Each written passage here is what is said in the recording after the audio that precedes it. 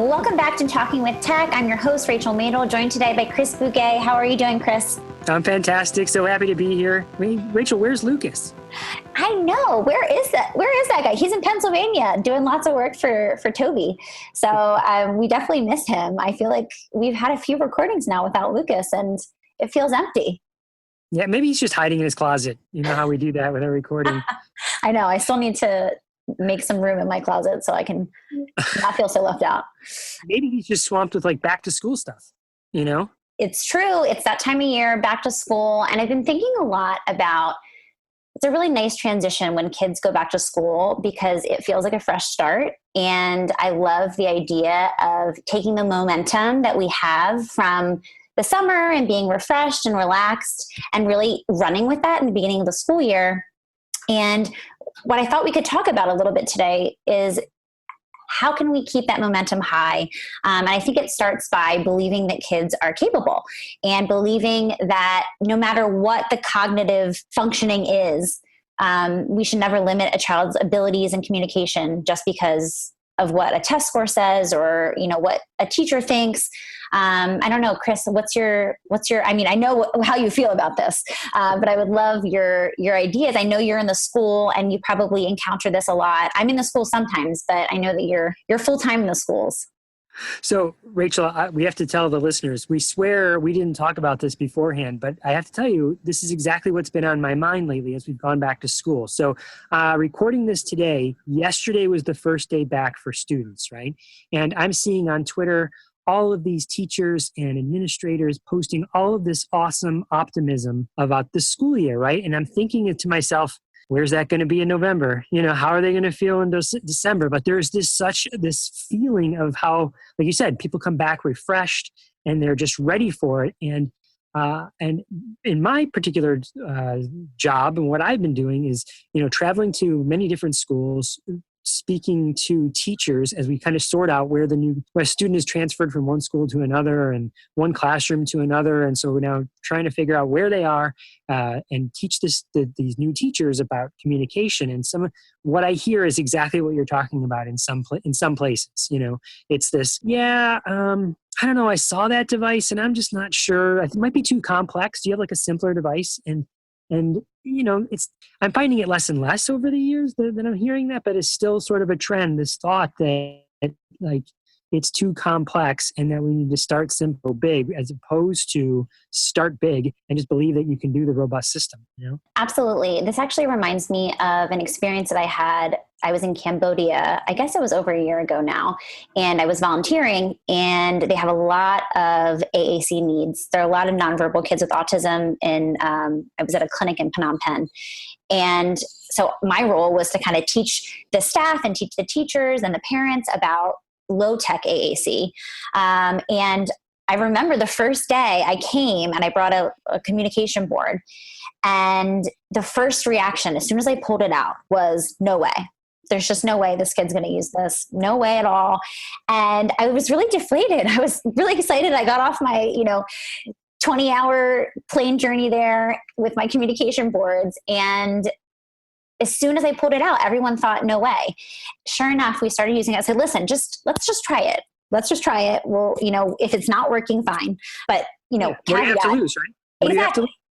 There's nothing to lose here. So this little boy was nonverbal and really interested. He's probably 3 or 4 years old.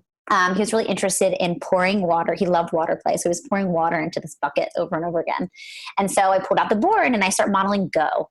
It's like, oh, ready, set, go. And he picked it up so quickly. He started imitating. He started pushing the button. He started tapping the icon for go and looking at me. It was so wonderful. By the time I was done, I was in that classroom for 45 minutes. I walked over to the teacher and I was explaining, how can we start implementing these things in an everyday context in the routines you're already using? And he picks up the communication board, brings it over, and starts hitting or touching the icon for go. And I was just blown away. The teacher was blown away. Everyone was like, I can't believe he was able to do that. And I just think it's such an important reminder that we can't assume that we know what a child's capable of. We can't limit them by what we think they might be able to do or they might not be able to do. We have to at least try and assume that they're capable of all the things, right? Yeah, I say that to the teachers, right? If you believe they can't, then you'll be right.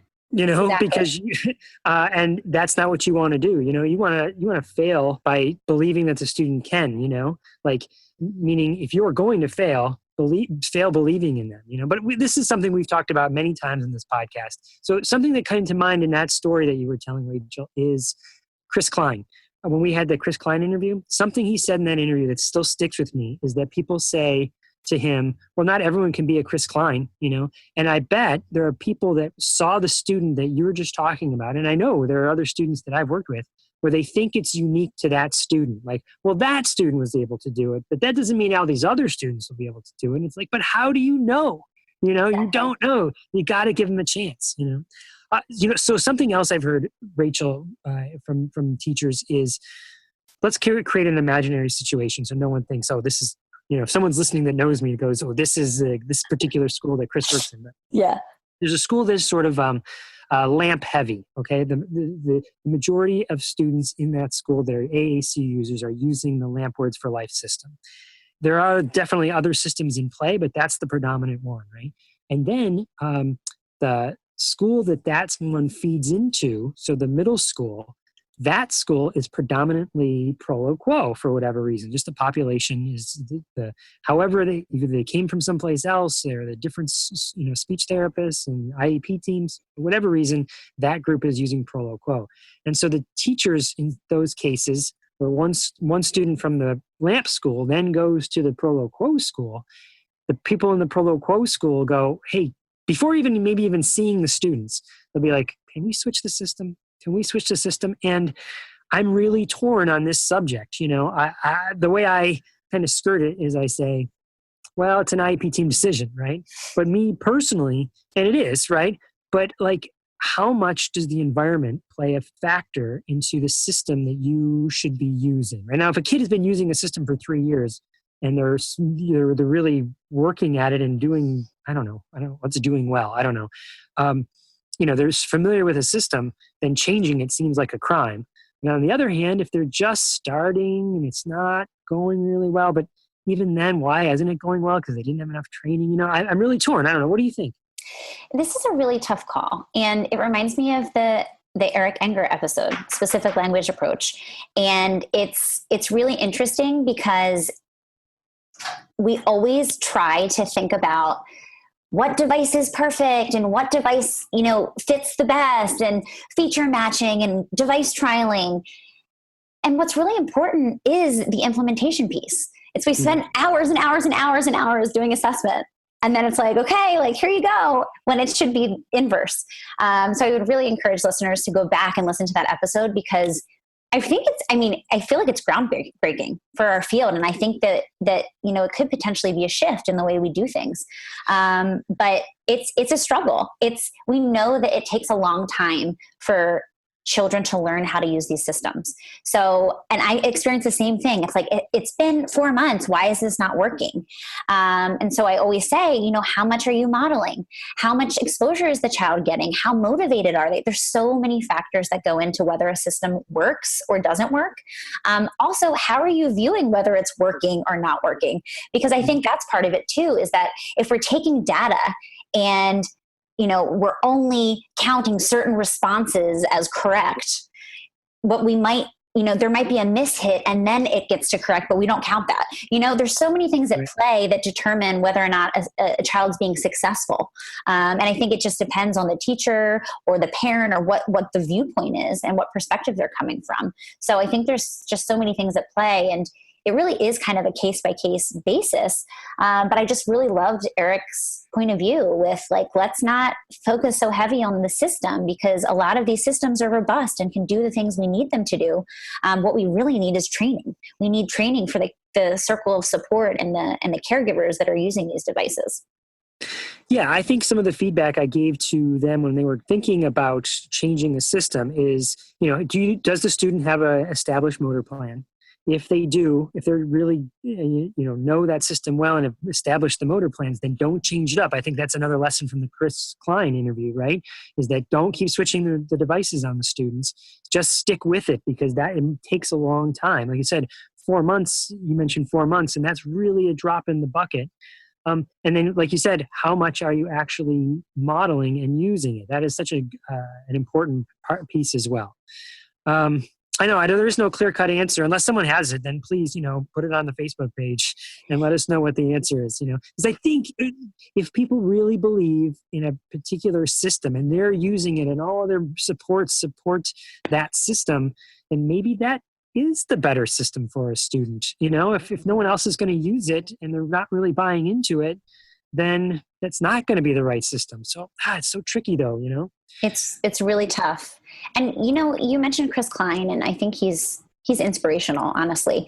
I think we need more showcasing of what AAC looks like, with adults, how successful it can be. Because I think that it's really hard for these teachers when they're kind of putting limits. And when I was a young clinician, I was putting limits too. I think it's a natural thing. So I think that's a caveat, right? Like, we've all kind of been there, and I think you have to kind of come out the other side and be proven wrong so many times to be like, wow, like I didn't believe, and look.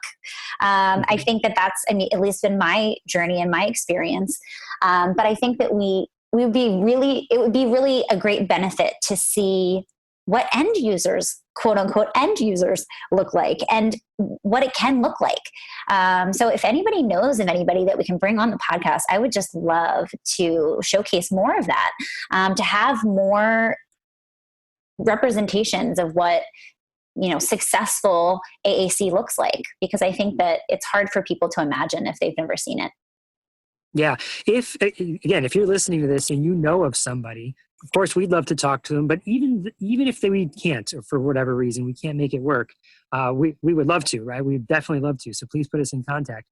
See if you can get a video of them using it and get their permission, or ask them to post videos of themselves, which is a stretch sometimes, because I know this one kid, for instance, that's 15 years old and a fantastic AAC user. He's exactly the sort of kid that you want to showcase, but he's a 15-year-old kid that likes playing Overwatch and collecting bobbleheads. Like, I don't want to put the pressure on him that, hey, dude, you got to change the world by me using you as an example. Do you know what I mean? He doesn't do that, So it's tricky to find somebody and respect that. Like Chris puts himself out there, so awesome, but just because you speak with a communication device doesn't mean you're obligated to teach other people how to use your communication device. You know what I mean? All right. So Rachel, I have another question to throw at you, because I know that you work a lot with students with autism. I mean, I do too, but this is something that I hear kind of, again, frequently from teachers, especially as I've been traveling around meeting new teachers and some of the new schools that I'm serving. So one thing they say is that, yeah, I know, Chris, you really like this core vocabulary, but the kids I work with, they really need concrete objects. Like I want to start teaching the fringe, and then maybe move to core. Maybe I just want to give them cookie and goldfish and the stuff they really like. Like this kid really likes his spinner toy, so can I teach spinner toy? I don't know. What do you think? Honestly, this is something that comes into my head, and people tell these things to me all the time.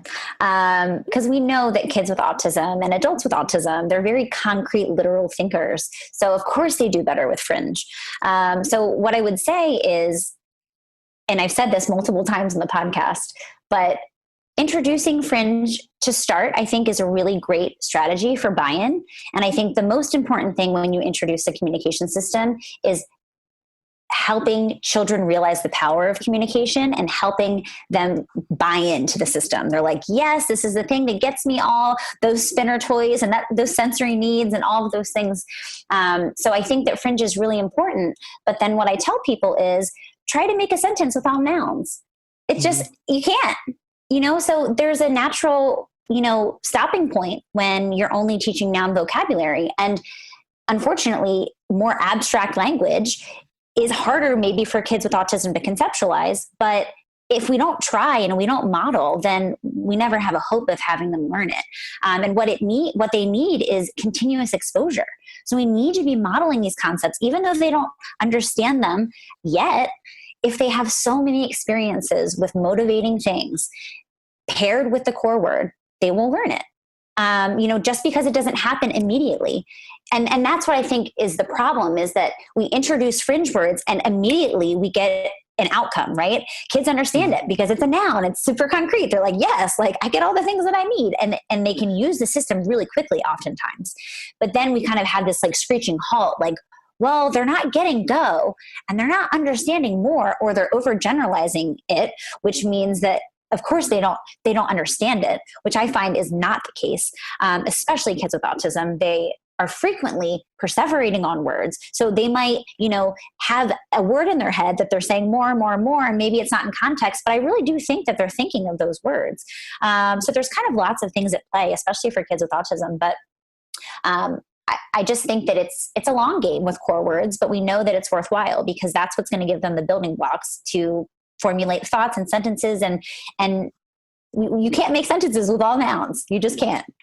Yeah, Rachel, I think this is something I've softened on over the years. So I think when I first started, and I don't think I'm alone here, when people were learning about core, when they first learned about core, they're like, all core all the time, 100%, all I ever do is core. And that really doesn't mimic our typical language, right? It's that rule of 80-20, 80% is core and 20% is fringe. And so maybe use that as your instructional model. Like, so 80% of the time I'm going to be using core and I'm going to focus on core, but 20% of the time I'm going to just play with the fringe as well. And it's not like either or too, when you're maybe the lesson you're doing, imagine all the kids around and you're doing a lesson on up and down. And now I'm standing up and now I'm going down and I'm standing up and I'm going down. And occasionally you say, in the chair, my feet go up, my feet go down, because it's both, it's not all or nothing. I couldn't agree more. And I think that where we get into trouble always across every discipline, across every subject, is when we go to extremes. So there's people on the extreme core where it's just like core, core, core. And it's like, okay, but fringe words have a purpose and, we need them. We use nouns. And especially in the beginning, they're really motivating and concrete. So I agree. I think that we need to kind of mimic what you or I do, and the 80-20 rule feels really appropriate and perfect. I think that it's a balance. And also, as a speech therapist who specializes in the AAC, I can't go into a classroom and if they're only using nouns, it's kind of a slow integration. Like I have to get everybody to buy into this concept. So I do it slowly. So it's like, okay, before he gets up and goes to a different circle or center, have them say go. It's these things over time that make a big difference. But it's hard sometimes. And I think the reason that I go into classrooms and I see so much noun usage and fringe words is because it's easy, right? It's kind of hard initially to think outside of nouns, right? Because it's more abstract. You kind of have to think outside the box. How can I use go in a variety of different ways? And that's why I love Core Word of the Week, because it really forces you to think. If you're focusing on one word, you're like, wow, how many times can I use this one specific word? So I think that that's a really effective strategy to kind of teach teachers and paraprofessionals how to think outside of the box. But yeah, I mean, it's really tough. The core fringe word, I think that like everything else, we can kind of meet in the middle and do a little bit of both. And that's where the most success can be seen.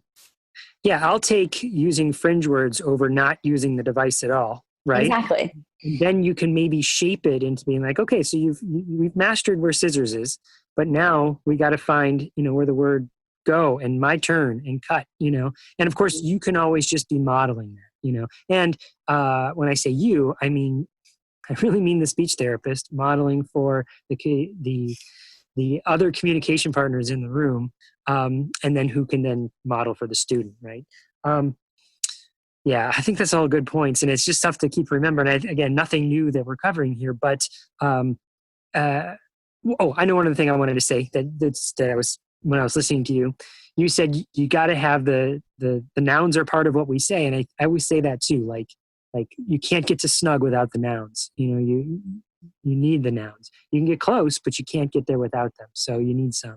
So Rachel, we talked about a lot of different topics, and so does Lucas in this upcoming interview. He talks to Betsy Furler, and they kind of talk about all sorts of different stuff.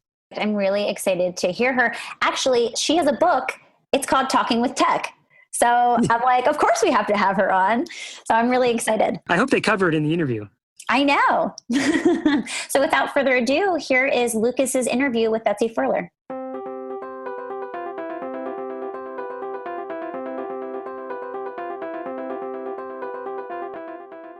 Well, welcome back once again to Talking with Tech. This is Lucas Duber, joined today by Betsy Furler. How are you? I'm good. Thank you so much for having me on your podcast. We're thrilled to have you. There's sometimes you do interviews where there's like one really clear thing that I want to ask you about, but you are so prolific in your work that there's actually a lot. I'm like, where do I start with all of this? So I guess that's the place to start. Is if you could just, I don't know, take a moment to tell us a little bit about yourself and what brought you to do what you do today. Okay, so I've been a speech pathologist for 26 years. I went to grad school at UT Dallas Collier Center, became a speech pathologist. I actually had a class on augmentative communication back in 1990 or 91 and loved it, and continue to do kind of a mix of augmentative communication, a lot of work in autism, feeding and oral motor stuff over the years. And I've worked in every setting with every age. Isn't that one of the great things about this profession is you can never get bored, right? There's always... You can just keep specializing in different stuff as you want to learn. So, well, I guess when the iPod Touch came out is really when I started becoming enamored with technology. I really wasn't a technology person prior to that. I loved augmentative communication, but I wouldn't have called myself a techie. And when the iPod Touch came out, the minute I saw that first commercial, I thought, this is going to be great for my adult patients who have had a stroke, who I need to figure out if they can use AAC. Because before then, we had to borrow a device from usually Dynavox at the time. And then, we might get a 1 month trial or whatever. And then we had to make a decision on buying that super expensive device. So I started using the iPod Touch with my adult patients. So then the iPad came out. Of course, then that was like really the answer to all my prayers, because all of a sudden I've got the touch screen and it's big. So I just started really using the iPad a lot in therapy. I'm a founding member of the organization called Bridging Apps. It was originally called SNAPS for Kids, Special Needs Apps for Kids. My patient's mom started it, Kristen Reed. And so I got really involved with that and using apps for people with all sorts of disabilities. And now is Bridging Apps, or is it now also affiliated with Easter Seals? It is affiliated with Easter Seals, yes. So I got really involved in augmentative communication because I was all of a sudden just like obsessed with technology. I also got very fortunate through just some people that I knew. I got asked to be on a panel at South by Southwest, and that was on apps for autism. Yeah, so tell us a little bit about that, because that's a huge exposure for our profession, even to be on South by Southwest. That was a great moment. Oh, yeah, it was amazing. So I've spoken 5 times there since then. Whoa, okay. The first time I spoke, it was on apps for autism, and we had a really great turnout. And I was really surprised because for your listeners who don't know what South by Southwest is, it's a big festival in Austin, and there's a technology part that's called interactive, and then there's a film portion and a music portion. Yeah, it always feels like the rock star TED to me. Yes, it's amazing. It's the best networking. So I was speaking on this panel, and at this point, I loved apps, and I loved using apps for speech therapy. And somebody was in the audience, and he was a representative from an organization called ACT, the Association for Competitive Technology, and they also go by the App Association. So it's a trade association that does a lot of work on government policy around tech. So he was in the audience, and I happened to mention an app that one of their members had developed. And he came up and asked a question, and I answered his question. And afterwards he said, hey, I want to fly you to DC in 3 weeks to come to this meeting that we're having. So I was like, okay, I'll go. Turned out it was like 49 tech company CEOs and me, a speech pathologist. Wow. So they gave us like a 1-day education on tech policy and kind of what the government was doing at the time and, what needed to be done. And then we went and met with government officials the next day. Well, over the years, I go every year, and now I get to talk to the FTC, the FCC. I've gone to the FDA. I've gone to the White House for meetings. And so what do those folks consult you about then? I'm able to talk about the human side of technology. So how technology actually affects people on a day-to-day basis and makes such a huge difference in our world. It's different than someone coming in and going, well, I have this, $8 million business, and these government regulations are hurting my business because of blah, blah, blah. Where I can go in and go, look, this little girl uses an iPhone as her voice. The only way she can say I love you is using this technology.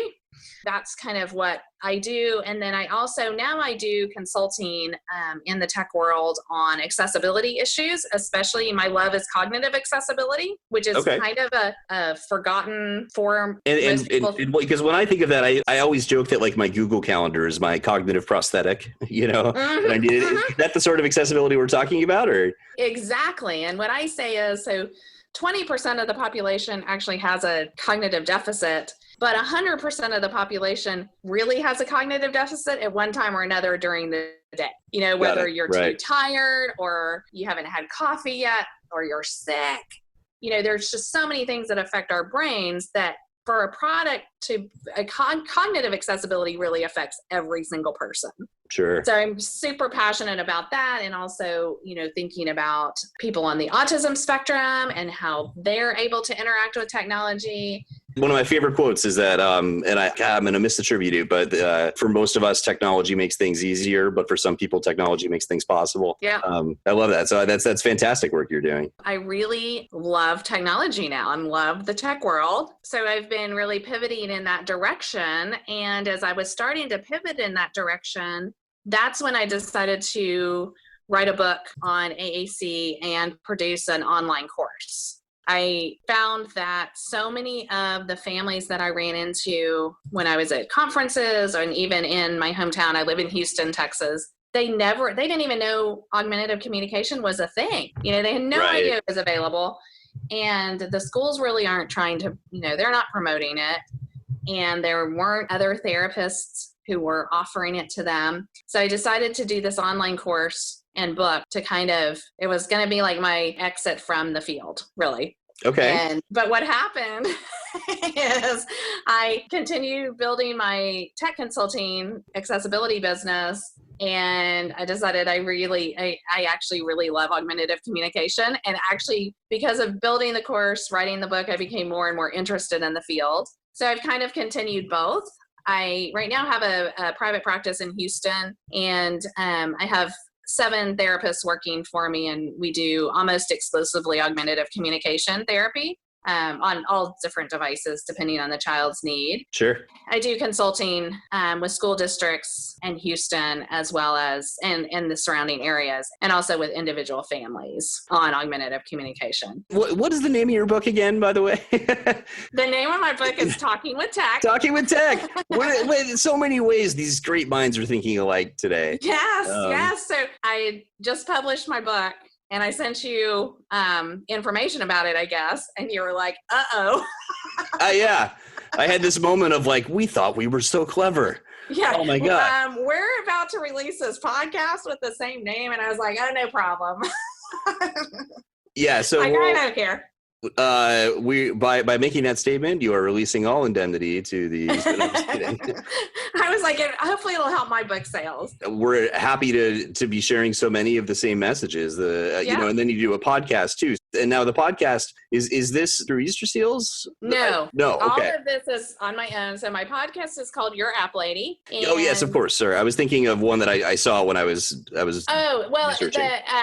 Easter Seals Bridging Apps does a little segment, but my podcast is called Your App Lady, and it is not, I of course talk about issues of accessibility and disability, but it's mostly aimed for people between the ages of 40 and 60 who have smartphones and they have tablets, and they really wish they would get a lot of use out of those devices, but they're not really using them to their full potential. Right. So that's my target audience. So Great. I do a little tech news, an app review, and a tech tip. And it's really short. So it's usually about 10 minutes, except if I interview someone, then it's longer. But it's very much just getting people feeling more comfortable with technology. Great. That's again, we share absolutely the same vision. I mean, that's one message we really constantly try to hammer home, is that intervention with augmentative communication, for example, really is just language intervention. I mean, there are complications. Clearly, there's other considerations we have to think about often with that population, but it really shouldn't be scary. I think it gets so much fun. Right. And it's just a tool, just like a pencil would be. Yep, exactly. So I try to encourage other speech pathologists when I do an evaluation on a child and then recommend a device and then may send them back, to the therapist they were seeing prior. I tell them, just go on like you're doing therapy. Like yes, there may be some tweaks to it, but especially once you get a kid on a core word AAC user or interface, you're just building language like you would and doing language intervention like you would with a child who was using their voice to speak. Right. Well, I'm assuming that you also own like a time turner from Harry Potter, because I don't know how you do everything that you just said you did.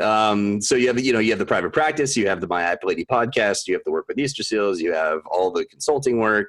Do you have, for our listeners, any time management tricks? Well, I do. So I've always been a really productive person. I'm actually kind of a fly by the seat of my pants, but I make good use of my time. And in the last year and a half, I have made really good use of my time. So if I'm in a quote unquote work mode, I will carve out like 2 hours and say, and I try to do this from 9:30 to 11:30 each morning, because that is my best time of day as far as my brain function. Is it really? Mine's like PM, but the same hours. Yeah, I used to be like that, and as I've gotten older, I'm not as good at night. So 9:30 to 11:30 is like my focus time, and I literally focus. And it's amazing what you can get done in 2 hours if you're not distracted by chatting with people, answering your phone, looking at emails, looking at Facebook, all of those distractions. Right. And I can get a ton done in just a couple of hours a day. In fact, I take a nap almost every single day. And then I do some more work in the afternoon, but it's not as focused. That's when I, do the things that I can do without really focusing. Sure. But as far as any writing goes or anything like that, I do it in that 2 hour period. Well, so you're saying you do this all in 2 hours. Okay. This is over. I'm hanging up. I'm kidding. But sometimes I do write in the evening as well, after everyone else in my house goes to sleep. But I have teenagers, and so sometimes they're up really, really late. So they Yeah, they'll start keeping you up. I get it. Yeah, that's right. Well, right. That's impressive. I want to back up for one question, because it was something we're asked often by our listeners, is if they want to learn more about AAC, because as you know, there's not a ton of education out there, and not every programmer, in fact, probably not even half of programs have an AAC program. Whether it's worth going back and doing more certifications or getting involved with other organizations. What do you think? I mean, you're somebody who's done some of these programs. Well, I like doing certifications for my own benefit. Yeah, learning for learning's sake. Oh my gosh. Yes. Exactly. Okay. Right. Sure. I think one of the problems in our field is that we are really not monetarily rewarded for additional education or certification. Right. And I think if we were, maybe it would spur more people on to do more. We have to do our continuing ed, but it's not like if you're an augmentative communication expert, the insurance is paying you more. Right. So I enjoy doing the certification programs. The DIR floor time was incredible and really changed really the way I interact with all people, not just my patients. I haven't done any certification in, any formal certification in augmentative communication. I have looked at some of the AT stuff, some of the AT certifications, sure. And I ultimately decided that it probably wasn't going to benefit me, but I love to learn. So I'm like constantly reading. I listen to a lot of audiobooks. Yeah, so that's another way I get a lot done is anything I have to listen to or read, I do that in the car. Another reason to listen to podcasts, right, people? Yeah. And podcasts. Yeah. That's great. And that's something I always try to hammer home for people is it would be nice, right, if somebody could get a certification and see like a tangible financial benefit in the schools. But you will see a benefit in, the students you serve or the clients you serve. And I think that the people that listen to podcasts like this, during the summer probably understand that. Right. It's the folks that are listening freaking out in December that are a little bit more concerned about their CEU hours or whatever it might be. Well, and I say you don't get a financial benefit. I guess you do. I mean, I think people who do additional certifications, do additional education in general, have a benefit as far as in hiring decisions. You're going to be more impressive. You might get a better job. Maybe you'll get a job in the school district making the same amount, but you'll have a more desirable caseload or be able to do some of these things like work on an AT or AAC team versus working on articulation at the elementary school. Right. You have a large, pretty specialized private practice. How do you select your SLPs? Like, what would stand out to you if somebody's looking to get a job, working for a clinic like that? Go ahead. I typically hire people who, what I started doing when I first started hiring people to work under me is I hired assistants. So in Texas, we can have bachelor's level therapists as SLP assistants. And I did that very strategically because I wanted to hire people that I could train and had to do it the way I wanted it done. Right. Okay. So I didn't want anybody like thinking for themselves too much, It's like, I want it done my way. Like, don't try to reinvent the wheel. This is how this patient is, making great progress. I wanted to go forward with that, which makes me sound super controlling, but I really am not that controlling. But I wanted to be able to keep my brand intact, for lack of a better word. So I hired bachelor's level people. Well, many of them have been in grad school while they worked for me. And so now the SLPs I have working for me are all people that I actually trained. One of them, I was her CFY supervisor, and then others have worked for me as an assistant. And then I still use bachelor's level people as well. And it's worked out great for me because I hire on personality and their ability to be flexible and learn. And then I train them in augmentative communication. And then obviously I'm supervising them as well. So I have a lot of communication with them. Got it. Okay. So you built your own workforce too, and I can, as I said, I have a history, running a clinic, and I can definitely relate with that, especially when it comes to AAC, like even very seasoned clinicians, there's still a fair amount of training involved. And I would imagine that's an encouraging message for new grads, right? Is that they don't need to know everything right away. Right. And I actually think it's a benefit not to know everything because as not to feel like you know everything, because you need to be open and learning and constantly being able to make changes. None of the kids we work with are the same. So it's really every child you meet, you are learning something from them that you kind of add to your repertoire. Right. Yeah. I get worried about the people that say they know everything. Right. Running a clinic with 7 people sounds daunting to begin with. I think if you draw the Venn diagram of the overlap between like business people and SLPs, the overlap is like 0. Like, is this something that you've always been inclined to do, or have you sought out extra help? No, I was not inclined to do it. I definitely sought help. I have a great administrative assistant who helps me a lot. I've also taken classes, online business classes, and I use a mentor or a business coach. So yeah, and I think what I suggest that people who are trying to run a practice, I think what we tend to do as speech pathologists, or I know this is what I tended to do, is I just kind of like the business part was just totally aside. It was not like, that was not my focus. I never had to market or any of that kind of thing with my therapy company. And then when I started doing the tech consulting, I was thrown into a whole different world. And that's when I also started thinking about doing some consulting outside of our speech therapy realm, is when I started really getting my business side of my speech therapy company under control as well. Okay. But it's been a lot of learning. I've spent a significant amount of money getting coaching in that area, but I think it has paid off in my skill. Yeah. Well, and that's, I think, a good message for people to hear is that it's like, don't be ashamed to go seek that help. Not everybody knows everything.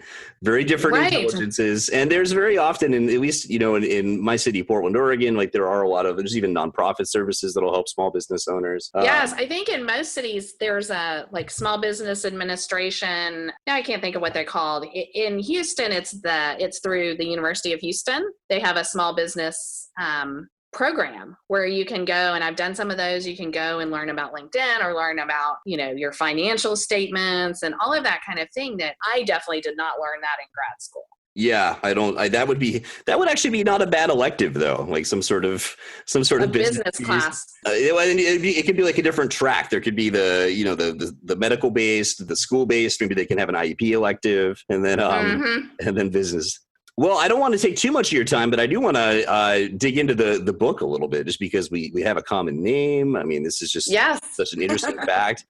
And so I obviously I was on a plane and well, I would have read it anyway, but I happened to be on a plane when I was reading it, and I enjoyed it very much. There's a few things I guess I'm curious about just from a methodological standpoint, because you do have so much experience. And one of the things you said that is interesting now in the context of like the core language debate is the idea of starting small. How do you feel with that? Mm-hmm. Well, let me start with, I wrote the book for parents, really thinking about parents. Sure. I think it's very helpful for speech pathologists as well, and educators who are just kind of starting out with augmentative communication, but that's kind of like the basis of it. So I totally believe in core words and core vocabulary. Sure. But what I've seen in my career is I've seen many children, quote unquote, fail, which really means their community failed. It's usually not the child, because the family and the school personnel were overwhelmed with the device. So what I started doing, and it seems to go against the idea of core word, is I started to start small. And what I mean by that is giving them just a few icons. Now, I don't do this with everyone. There are definitely kids who come to me, adults who come to me, who have literally never seen an augmentative communication device, puts anything in front of them, literally, and they're able to communicate in full sentences. And you're like, oh my goodness, you haven't had a chance. I know, right? It's amazing when that happens. Yep. I know. It's like you are so excited and so deeply depressed, all at the same time. But frequently I have those kids who come in and they, a typical profile would be a 6-year-old with CP who is completely nonverbal, who has limited ability for access, and their IQ measures at a 40. Well, we know their IQ is not a 40, but that's what the parents have been told. Right, because the test can't assess what their IQ, right, sure. Right. So then someone has some, so they come in and they're like, yeah, we tried Prolo Quota Go, but it didn't work. He couldn't do it. And I'm like, okay, well, how did it look? And invariably they say, it was really confusing because there were so many pictures and he couldn't choose one and it was too much. And I didn't know what to do with it. And so I started with this starting small. And the idea behind starting small is to give the child, the family, and the school very quick success. And then extremely quickly adding the entire core word vocabulary, but doing something where the child can get that idea of, I asked for a cookie and I got a cookie, and get them hooked on this idea of communication. Because frequently what I've seen in patients who have come to me in that kind of scenario is they don't understand the power of communication at all. Right. And then the family's overwhelmed and everybody is just like, oh, can't do it, give up, put it on the shelf. And my child just doesn't have the ability to communicate. So I started with this starting small idea. I quickly build it up, and it's something though that has to be extremely managed, because what I don't do is start small and then send them off and never see them again. Because then what happens is then they have 4 icons for the rest of their life. Right. On their device. So, but I'm glad you asked that question, because I think I'm going to go back and reword that chapter a little bit. Yeah, I didn't mean to be challenging on it at all. It just is interesting because I've been hearing so much of the opposite recently. Right. No, I'm glad you did, because like I just said, like, you know, I'm like, okay, maybe I didn't get that point across that you need to then quickly move to core word. So I think I'm going to go back and reword that. And I use Amazon and CreateSpace, so I'm easily able to edit, and then all the future copies will have it a little bit different. So yeah, how do you find time to write a book? Come on, geez, I wish I had time to write a book.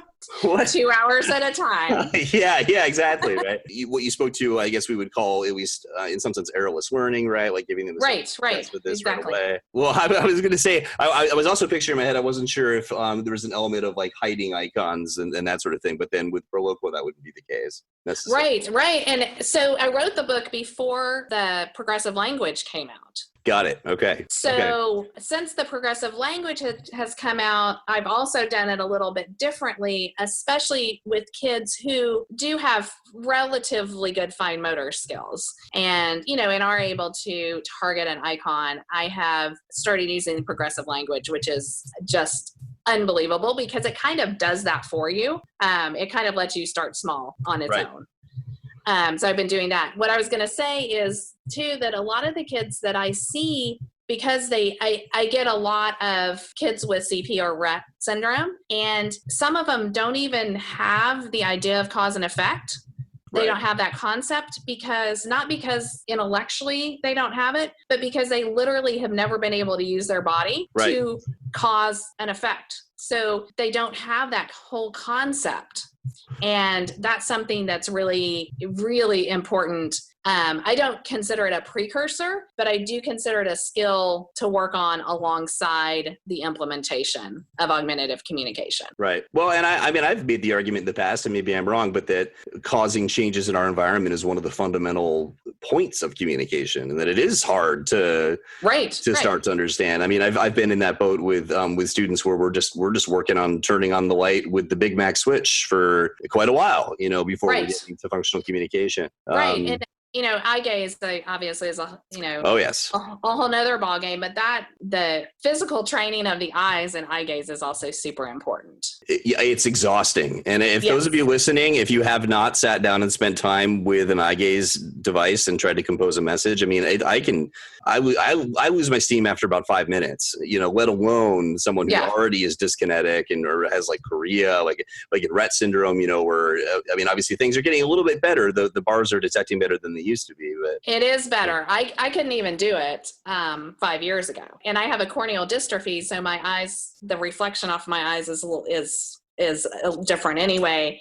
And I can last about 2 minutes doing eye gaze myself. So I always talk about it as it's like building a muscle. You know, it's like learning to lift weights and increasing the weights. It's, you know, so obviously with eye gaze, there's a lot more of the component of just learning cause and effect, and then just purely learning how to activate the device and building those muscles. So that actually leads me to an interesting question too, that goes back to the book somewhat. I mean, one thing that we do, because I work a lot with eye gaze also, which, and for those of you listening out there who don't, it's not that intimidating, I swear. These kids are actually adorable. There is nobody in the world who can give you a stink eye like a girl with Rett, let me tell you. Oh, yes. The personality is rich. But you know, one thing we do a lot with eye gaze machines is use these initial games like Look to Learn to teach cause and effect, right? And these sorts of things. And yet, when we're working with kids learning on tablet devices, it's very much culturally verboten to have anything but the communication device on there. And I saw you wrote in the book that tablets can also be used for training motor skills and these other things. How do you feel in the light of that current debate? I like for the child to have 2 different tablets. Yeah, okay. So I strongly encourage 2 different tablets. And really now I almost insist on it, because if you're using the same tablet to talk and play, when you're playing, you can't talk. So I find it very important to have 2 tablets. And now tablets are so inexpensive. You know, you need your iPad for your Proloquo, but you can get an Amazon Fire tablet for, you know, $50. Yep. Or 40 So, if you're okay with the ads, I think is the, right. but yeah, So, tablets are becoming so much less expensive. It's absolutely true. Yeah. right. So I really like having two different tablets. We have many kids in our practice who have two full-size iPads, and they're in different cases. And no matter what that child's IQ has tested out to be in the past, they know exactly which one they're talking with and which one they're playing. So I haven't really had a problem really with any of them. I mean, we use guided access, so their talking tablet is always stuck on their app, or they're using a Toby device or a PRC device, and then they have a tablet or an iPad for fun. Right. And in the schools, I've also started insisting when I go into consult with school districts that they do the same thing, that their iPad that they're using or their device they're using for communication is not the same one that they're using for educational apps. I'm very glad to hear you say that. I mean, it's tough, and obviously, like, I don't want to come down, like, obviously not in not every situation in the world can people afford two different tablets, but Right, it is interesting that we sort of have to resort to that with the eye gaze situation at this point, but it'll change over time. Yes, hopefully not too much longer. So what you just said about guided access and these other tools that are built into the OS, I just want to say to those of you listening, do check out the show notes here. We will have a link to Betsy's stuff, as well as you can go to tech.speechscience.org. I noticed you have a lot of really good resources about guided access. In fact, even in the book, you discuss it, and that's like a totally underused thing. So yes. So I wanted to back up on and just maybe sort of end on one comment here, which I thought was really poignant and really related to, I guess, the experiences of a lot of families and how there's kind of a hierarchy of needs when you have a new diagnosis. And you make this comment that AAC can be like a marathon, right? That it may not always be the right time to start. Yes. That's tough. That's tough for me to swallow as an SLP, but I also totally get it. I've seen it. Like, what motivated you to make that statement? Well, what motivated me was I was thinking about the Couch to 5K app, where you go from laying on the couch to running a 5K. And so if I went up to somebody and said, hey, I'm going to run a marathon, and I'm not really an athletic person at all, they would never say to me, no, Betsy, you can't do that. Are you crazy? You're never going to be able to succeed at that. Nobody would ever say that to me, right? They might say, you better do a lot of training or, whatever, but they're not going to say, oh no, that's impossible. You're never doing that. My friends might say that, but that's you have good friends. Okay. So I started thinking about the Couch to 5K, the app, and that process. And I started thinking, augmentative communication is just like that. So you have to train, and you have to be ready for it, and you have to be in the right frame of mind for it, and you have to be dedicated to it. And then you have to practice. You're not going to go from laying on your couch one day to running a 5K the next day. It takes a lot of time and practice and training. And I feel like augmentative communication is the same way. Also, as a mom of a child with special needs, so I have two kids. I have Sam, who's 14, and I have Henry, who's 20. And Henry has a neurometabolic disorder and severe intractable epilepsy and dysautonomia, and is in the hospital a lot. I get a lot of work done there too in the hospital. As a mom of a child with special needs, I think I'm very aware of the fact that you can't fight every single battle all of the time. And there may be a time when your child's health is so fragile that you cannot put all your eggs in the augmentative communication basket. And I just wanted to give families grace and make them feel like they can give themselves grace when it's not the right time for them to do this. Great. And I admit I was kind of leading into, I was hoping you'd say something along those lines. I think it's a really important message. There's, not to be emotional about it myself, but it is. I mean, it's a really challenging time, especially at the beginning stages. Yes, and so much going on. And it is also important for them to realize, I have families that I've worked on and off with for 5-6 years on augmentative communication, and I have one. They decided a couple of years ago that they really needed to do intensive feeding, and they couldn't do both. And I was like, that's fine. Just let me know when you're ready to start up again. And mom contacted me a couple of months ago and was like, okay, this is what we've got to do now. And I think sometimes, I feel like the families need to know that even if they try and they end up not being able to make it a priority, that they can always go back to augmentative communication and get started with it when it can be a priority, and when they do have the energy to get everybody on board, because it's not easy. So I have a plaque on my desk that says, "I'm not telling you it's easy, I'm telling you it's worth it." Yes, I like that. That's good. Well, and yeah, it goes back to this theme that seems to always come up in our work, which is this idea that perfect is the enemy of good, right? Yes, well, that's another way I get a lot of stuff done. Done is better than perfect. Oh yeah, I'm still working. I'm a little bit of a perfectionist, but those of you who are listening to this podcast, I'm sure I made 100 mistakes. So, well, one of my employees, she was talking about something having to do with augmentative communication, and I was like, "You got to let go of the perfectionism, because it's never going to be perfect. It's never, And she goes, "Yeah, Betsy, I'm trying to learn that from you, because you do a really good job of that." Oh, sassy. And I was like, is that a compliment or an insult? But well, I have very good relationships with my employees. So I was gonna say that's usually a good sign of a sign of a good relationship. Well, I guess kind of on that note, in closing, a lot of our listeners out there are people that are wanting to learn more about AAC. Some of them are students, some of them are seasoned. But is there any sort of like final lesson or message you'd like to leave them with? I just think the idea that it's a tool and it's something that you can play around with and just keep trying to learn about it, and don't be intimidated. I love the, but don't be intimidated. Absolutely too. And it's okay to play with it. Take it home, babble with it, play with the device. Yes. Well, once again, thank you for joining us so much. I mean, this has been a fantastic conversation.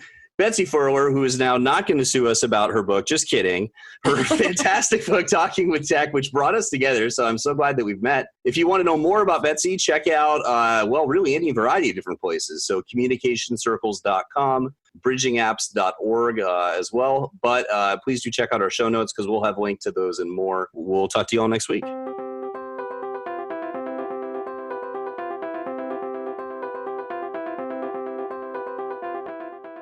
Well, that was a really wonderful interview with Betsy Furler. We were so excited to have her on and listen to all of her tips and tricks.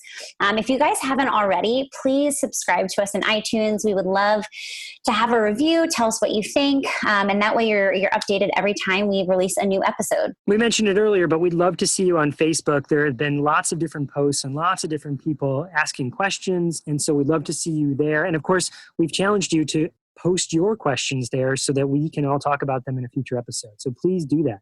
Thank you guys so much. I'm Rachel Madel, joined with Chris Bouguet. We'll talk to you guys next week.